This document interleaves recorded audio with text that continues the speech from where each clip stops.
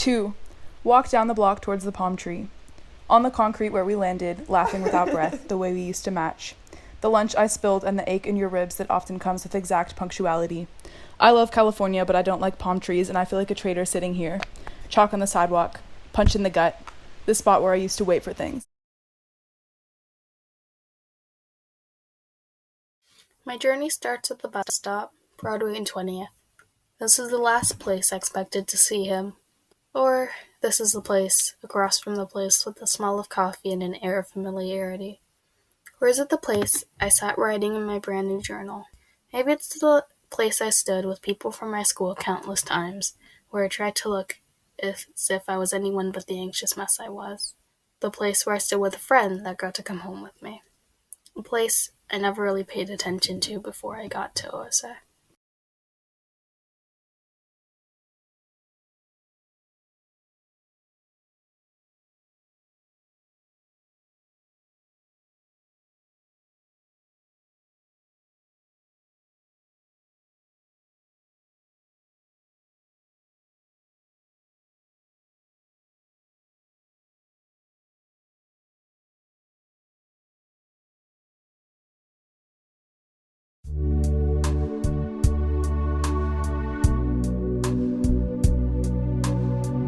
My body is moving just as fast as this vehicle. This vehicle is my body. And then I would emerge onto 19th and it was morning again. 19th was my stopping place and I left so much there. Another thing about trains, it's hard to avoid carrying them with you. Nothing is as honest as public transit. It doesn't care if you're home yet, if you're comfortable. Lessons come here and now, and I'm not even halfway to the city. Curve left when you reach Grand Avenue. That street goes all the way to my house. There are 6 palm trees and then several suspended acrobatic bars. When Biden won the election, this whole area was filled with people dancing to music played by a live band.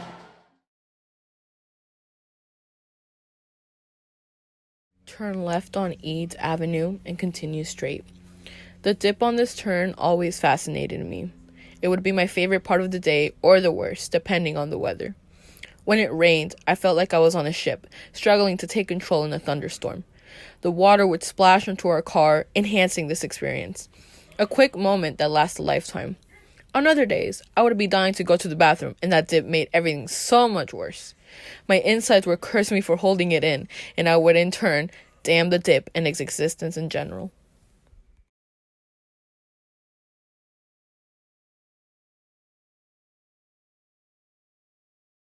You make a tough decision on the corner of Fruitvale and San Leandro.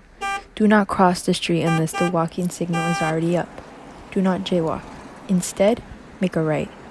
Look at graffiti. My favorite is simple. Just some text that reads, "Men are trash." Smile. Make the next left. Jaywalk.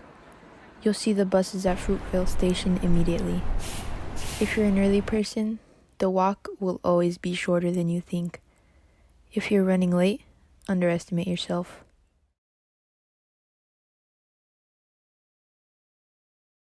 At the piggy market, which is not called that, and I can think of the real name only when I try, the owner told me every year that when I was older, I would get a job there. Because it was our routine at the cash register, it seemed promising. When I was 14, he told me that it would be 2 more years. When I was 15, I got another job. And when I was 16, he started to get ill-tempered and snappy. The son that worked there was also creepy, and now I go in there with my head down, as if I was the one that never kept a promise.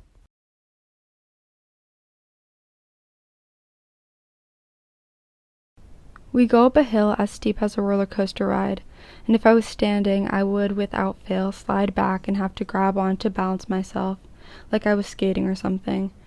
I see my friend Ava's old house, the house she lived in before her parents got divorced, and she moved all the way across the city near Chestnut Street. Things get more complicated for everyone as you start to grow older.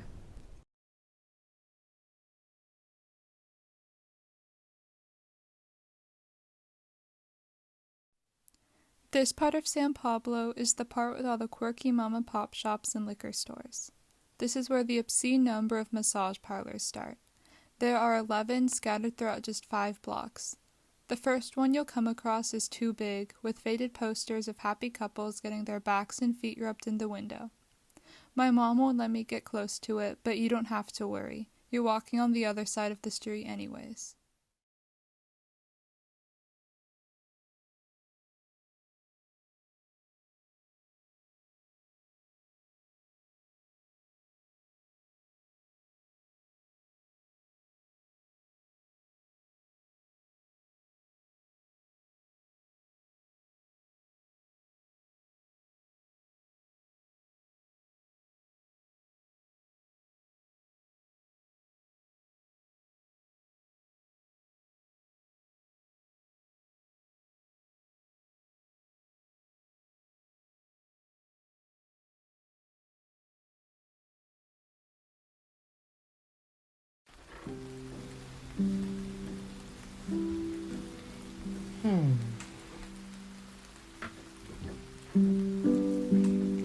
Sometimes we stop on the 4th or 5th floor and look at CVS, watching people come in and out.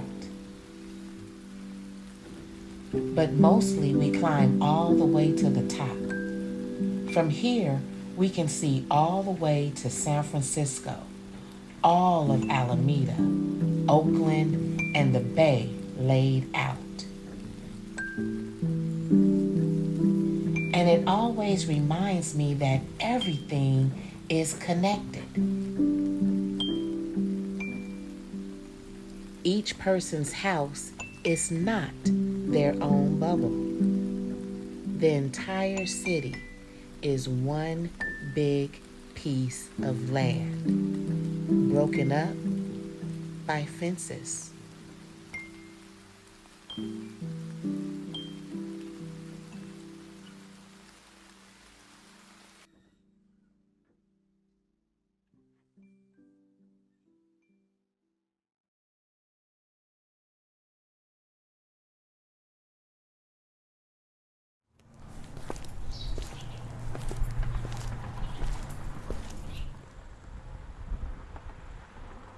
The walk is about 5 minutes.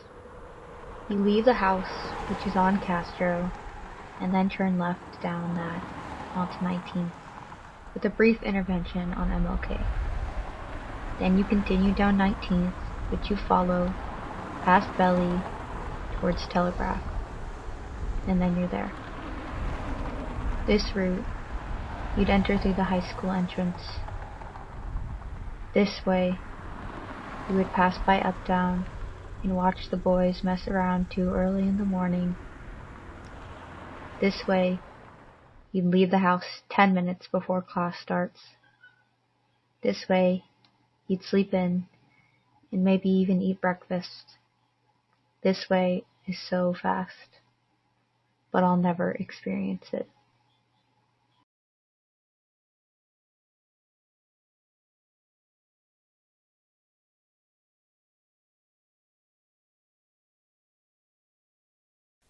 I sometimes stop at the liquor store if they are not closed for prayer, and usually get ice cream or Takis.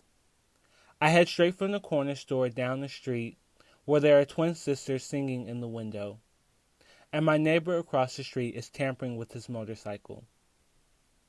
My house is brown and next to a construction site. My legs feel good but tired as I walk up the driveway and up my 3 stairs. I stare at my black door, fumbling in my bag for my keys, happy to be home.